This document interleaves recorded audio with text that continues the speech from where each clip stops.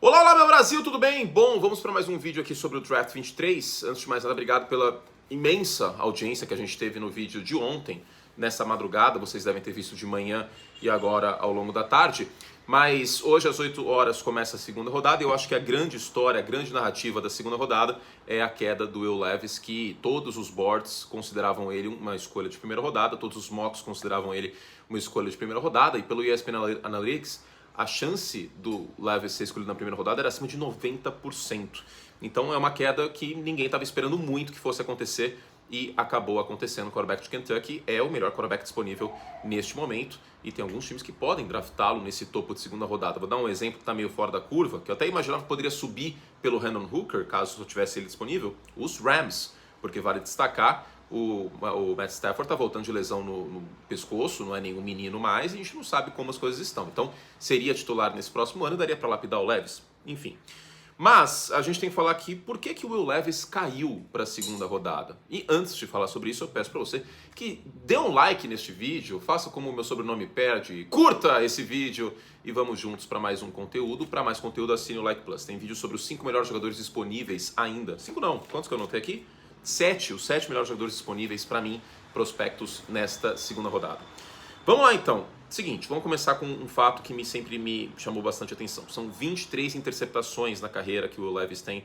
Na carreira não, os 2 últimos anos lá em Kentucky. Ele forçou alguns passes que não deveria, muitos turnovers como um todo. Eu não gostei do que vi do Will Levis muitas vezes quando ele estava pressionado. Tá? Parecia que a pressão colocava um duplex na cabeça dele, sabe? Ele tirava o olho do fundo do campo e ele era absorvido por aquela pressão sentida no pocket. Claro, o elenco de apoio dele em Kentucky não era o melhor do mundo, jogando na conferência mais forte do college football, a SEC, mas de qualquer forma essa porcentagem de turnovers para mim foi muito alta. Um outro BO aqui que ele tem que resolver para os críticos, o tape dele de 21 é bem melhor do que o tape dele do ano passado. Sim, elenco de apoio, etc, eu entendo, mas ele teve uma queda de produção em relação a 2 anos atrás. Então esse é uma outra questão. Outros pontos, eu acho a mecânica dele superior meio esquisita, porque ele é muito duro, ele é muito grande para um quarterback. E às vezes ser muito grande assim não é bom, tá?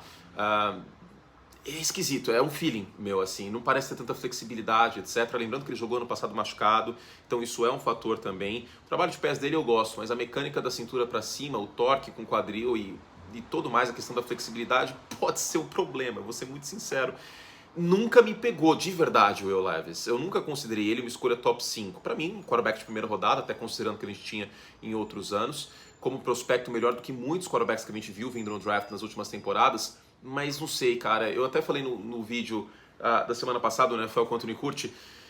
Me lembra um pouco o Drew Lock, me lembra um pouco o Jay Cutler, da época de Broncos, saindo de Vanderbilt indo para os Broncos. É questão de olho, questão de feeling mesmo, meio que subjetivo.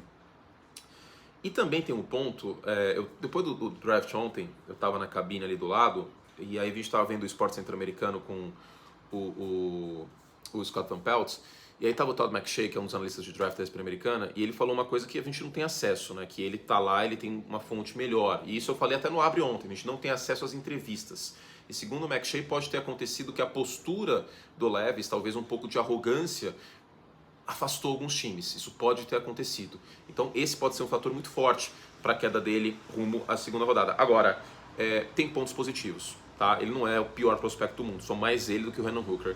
O Levis tem um braço muito forte, o Levis tem bastante experiência como titular, todo mundo rotula ele como um grande competidor. Agora, tem essas outras questões. A mecânica superior, a questão dos turnovers, do festival de turnovers, e talvez essa questão da arrogância pode ter afastado alguns times. Então, o Levis caiu para a segunda rodada. Eu vou ser muito sincero, me chocaria mais o CJ Stroud caindo do top 15 do que o Levis caindo para a segunda rodada, porque o Will Levis, para mim, era o quarto quarterback da classe, né? E a demanda acabou murchando um pouco, certo? É isso, meu Brasil. Agora, um ponto interessante para a gente terminar de comentar sobre o assunto. Nenhum time subiu para o final da primeira rodada para pegar o Will Levis.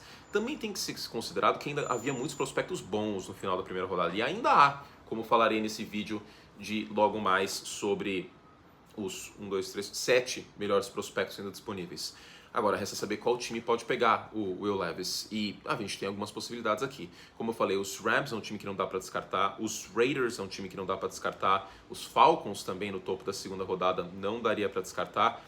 A verdade é que é uma grande incógnita aqui, porque todos aqueles times carentes de quarterback, Tampa, Washington, Las Vegas, para o futuro de longo prazo, né?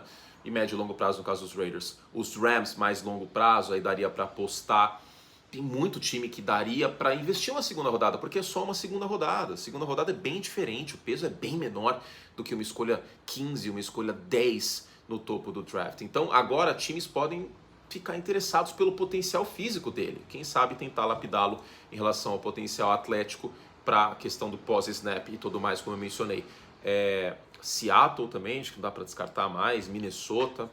Bem difícil prever onde ele vai cair. Vamos ver, mas uma coisa é certa, da segunda rodada ele não passa. Não é uma questão dos quarterbacks do ano passado, ele é melhor do que os quarterbacks que foram escolhidos no dia 2 em diante no ano passado.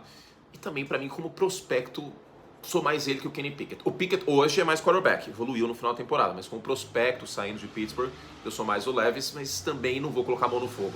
Se você, torcedor dos Steelers, quiser brigar nos comentários por causa disso, eu vou deixar vocês brigarem, porque também não é como se eu fosse querer muito defender o Will Levis, como eu nunca defendi muito o prospecto aí, o quarterback de Kentucky, tá bom? Fizemos só os track podíamos, tem uma outra coisa de quarterback hoje, aonde vai sair o Hendon Hooker, também é um ponto pra gente ficar de olho, seria o 5º quarterback da classe, pode ser até que o Hooker saia antes do Levis, aqui um time prefira ele, eu acho difícil, mas a gente não sabe como aconteceu as entrevistas do Levis no Combine, como eu falei. E é isso, meu Brasil. Até a próxima. O que mais que a gente tem que falar? É isso. Um beijo carinhoso, amanhã a gente volta com mais, tem vencedores e perdedores vindo na segunda-feira, tem documentário Doc Curte vindo em breve com o top 7 maiores farsas da história do draft. Semana que vem vai ser bem legal, tem que analisar um monte de time, tem exagerofato, tem perguntas, vai ser do cacete esse negócio. Vamos que vamos, daqui a pouquinho eu te espero no ESPN League também. Tchau!